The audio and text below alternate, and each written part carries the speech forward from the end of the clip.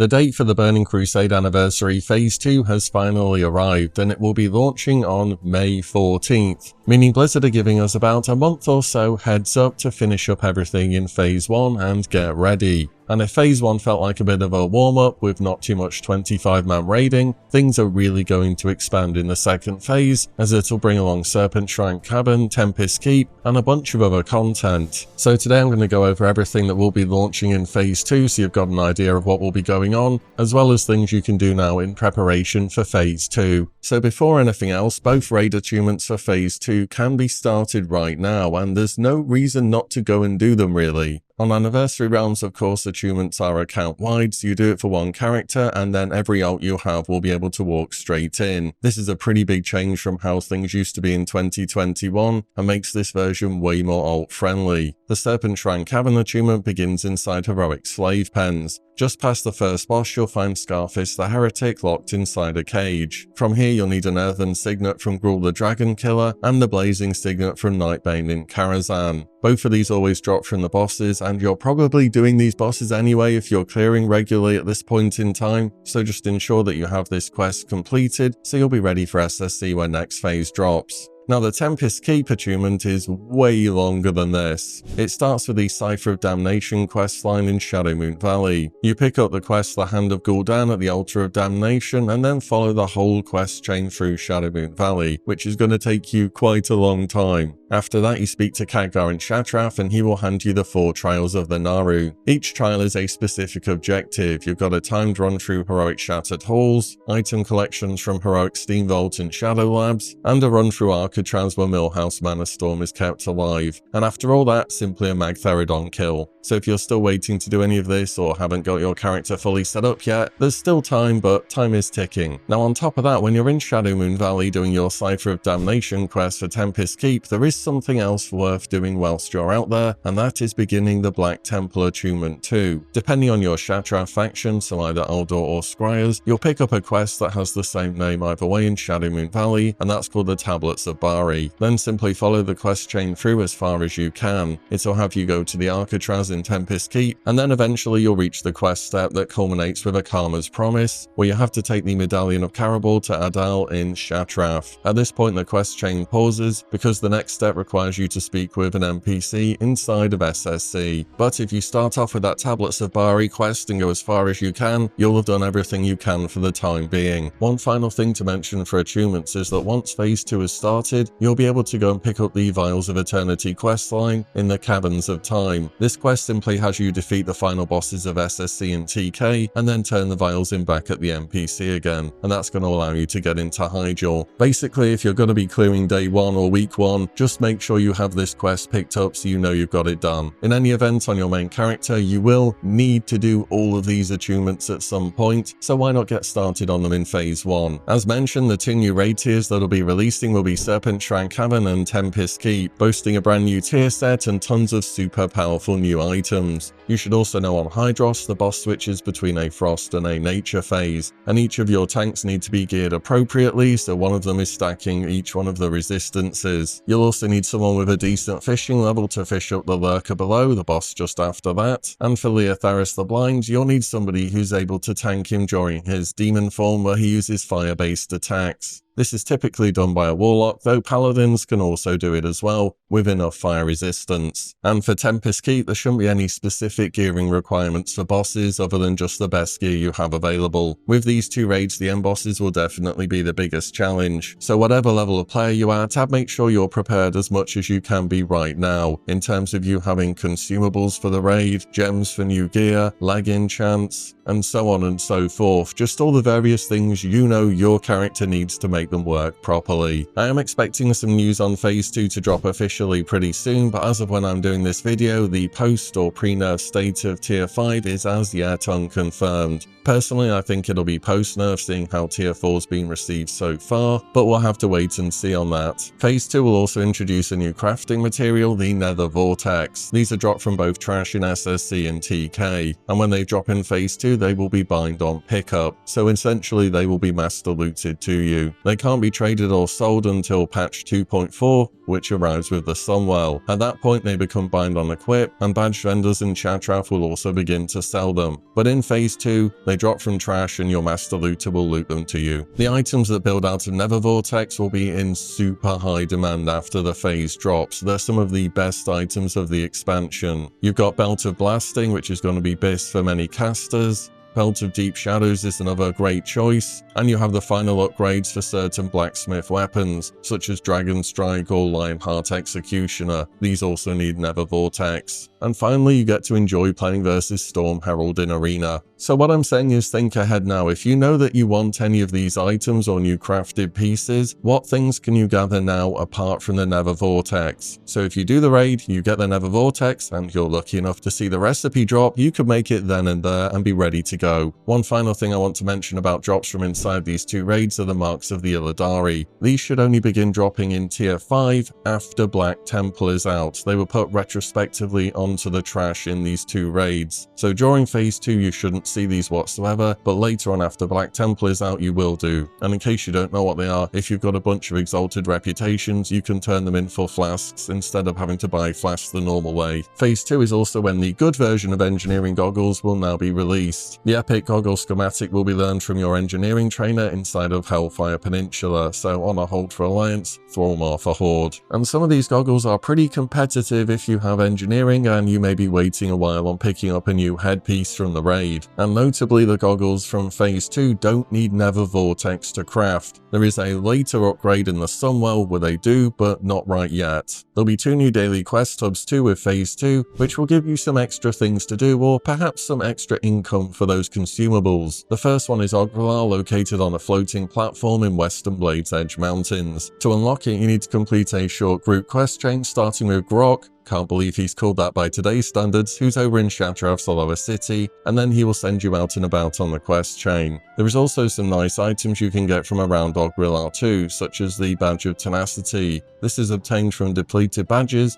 as well as Apexis crystals, which are both farmed around the area. The other faction that will become available will be the Shatari Skyguard in Terakar Forest. This is just a short flight away from Shattrath and gives you another quest series to play through, which will eventually lead you towards a daily quest hub. There are less rewards for this one compared to Ogrilar, I'd say, with the main attraction being mounts, but I'm not sure how many people are really going for those apart from the die-hard TBC fans. For Druids, Phase 2 will bring one of the most notable class-specific unlocks in the expansion, the Swift Flight Form questline. To get Swift Flight Form, you are still going to need the Epic Flight skill unlocked, which is the one that costs 5,000 gold, so you're not getting it for cheap like you did with your regular flying. But once you have it, you can head over to Loganar in Moonglade to begin the quest chain. It runs through Zangarmarsh, Terakar, Ashara for some reason, and has you do a whole bunch of things across the world. It's a really cool quest chain, by the way. You should definitely do it if you can. The chain concludes inside of Sephic Halls, where a group has to help you summon and kill Anzu the Raven God. And during TBC, the only way to summon this extra boss is to have a druid who has completed the Swift Flight Form quest, or who is on that particular step of the quest. This restriction doesn't get removed till Cataclysm, so seeing a player with the Ravenlord mount in TBC is super rare. You also get a very nice idol as part of the quest chain too if you're more of a support-oriented player. And of course, finally, we will see Arena Season 2 open, introducing the Merciless Gladiator gear. The rating structure for rewards should stay the same, but basically you're just playing with slightly better item level equipment. Assuming we follow what happens in TBC during 2021, in Season 2, Season 1 gear will still cost arena points, but they will just cost less points. Season 1 gear wasn't made available to purchase with honor until Phase 3, which is the Black Temple. So at least in this season you will still have to play Arena to get gear from Arena. Also regarding PvP, there was a more recent update that you might not have heard of, where Blizzard did end up massively increasing the amount of honor gains from Battlegrounds, with it estimated being around 10 times as much as it used to be. So if you were being put off PvP by the honor grinds, that really isn't a concern anymore. Getting the amount of badges you need from Battlegrounds to purchase the items is more of a problem right now, but hey, at least the honor problem's gone away. And those are about the main things coming in Phase 2 and what you can do now to prepare for them.